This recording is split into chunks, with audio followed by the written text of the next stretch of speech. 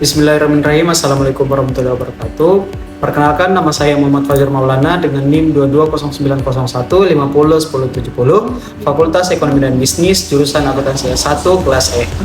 Di sini saya akan membawakan materi tentang gambaran umum perilaku organisasi dalam mata kuliah perilaku organisasi yang diampu oleh Ibu Fajriani Aziz, SPD, MSI. Adapun deskripsi singkat tentang perilaku organisasi yaitu perilaku organisasi merujuk pada studi tentang bagaimana individu dan kelompok dalam suatu organisasi berinteraksi dan beradaptasi untuk mencapai tujuan bersama. Di sini ini juga mencakup berbagai aspek seperti budaya organisasi, komunikasi, kepemimpinan, motivasi, konflik, dan struktur organisasi.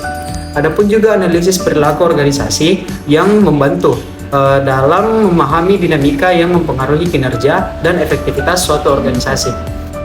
Di sini ada cara individu berperilaku di dalamnya. Dalam pemahaman terhadap perilaku organisasi, kita dapat membantu manajemen untuk mengembangkan strategi yang lebih baik, meningkatkan produktivitas, dan menciptakan lingkungan yang kerja lebih positif.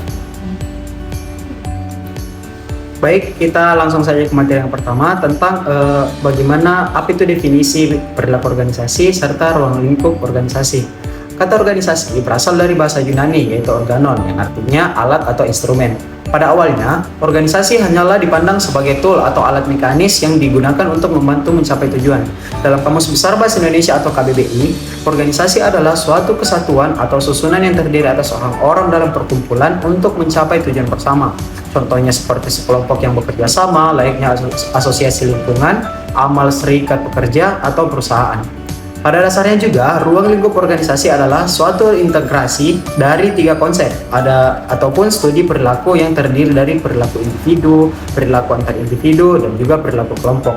Ada yang pertama yaitu perilaku individu, yang dimana ini adalah suatu studi terkait kepribadian individu, pembelajaran, sikap, motivasi, dan kepuasan kerja. Yang kedua, perilaku antar individu seperti yang dilakukan dengan adanya komunikasi antara setiap karyawan di antara mereka sendiri dan bawahan mereka, memahami kualitas dari kepemimpinan orang, dinamika kelompok, konflik terjadi pada kelompok, kekuasaan, dan juga politik. Dan yang ketiga adalah perilaku kelompok, yang dimana ini akan mempelajari terbentuknya suatu organisasi, struktur organisasi, dan efektivitas organisasi, dan berbagai upaya kelompok yang dilakukan untuk bisa mencapai tujuan organisasi. Ke materi selanjutnya yaitu teori organisasi.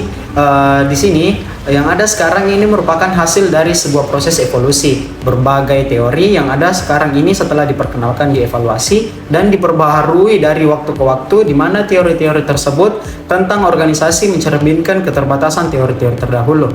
Yang pertama itu adalah aliran klasik, yang di sini memandang organisasi sebagai sistem tertutup dengan penekanan pada aspek membangun rasionalitas dalam mekanisme kerja organisasi.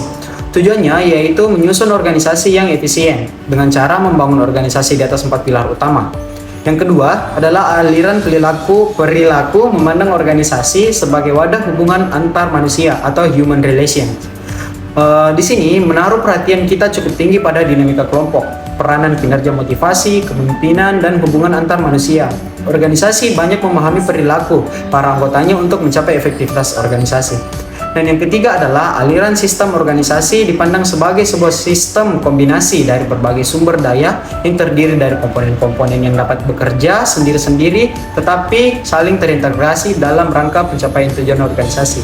Dan yang keempat, ada aliran kontingensi atau organisasi yang dipandang sebagai sistem terbuka, yang dimana harus berhubungan dengan lingkungannya, termasuk dengan organisasi lain. Efektivitas organisasi ditentukan oleh kemampuan struktur organisasi menyesuaikan dengan karakteristik lingkungan sekitarnya, mensyaratkan adanya fleksibilitas dan adaptabilitas dalam proses pengambilan keputusan di dalam organisasi.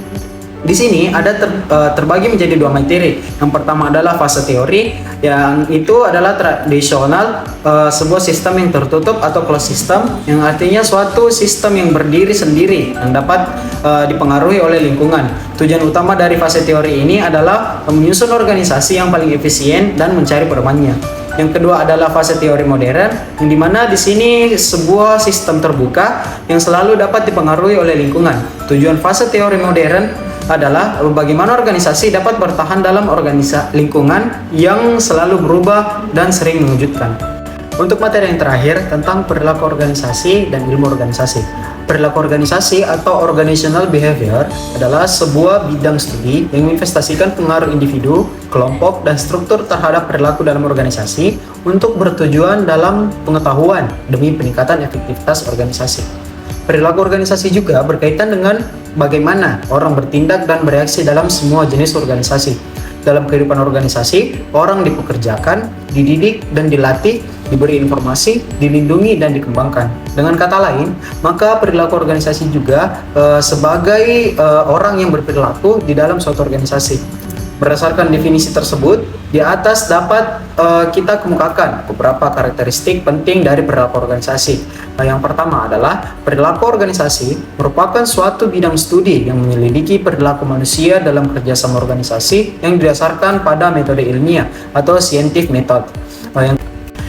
Yang kedua adalah penyelidikan perilaku manusia dalam kerjasama organisasi. Ini dapat dilakukan dengan pendekatan multidisiplin. Maksudnya, mengacu atau mendasarkan. Menurut Greenberg dan Baron yang dikutip oleh Wibowo pada tahun 2013, perilaku organisasi adalah studi tentang apa yang orang pikirkan, rasakan, dan lakukan di dalam sekitaran organisasi.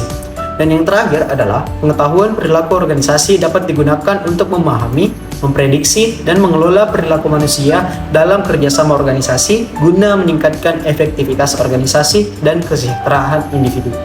Itulah tadi hasil presentasi dari saya, kurang lebihnya mohon dimaafkan. Sekian, terima kasih. Assalamualaikum warahmatullahi wabarakatuh.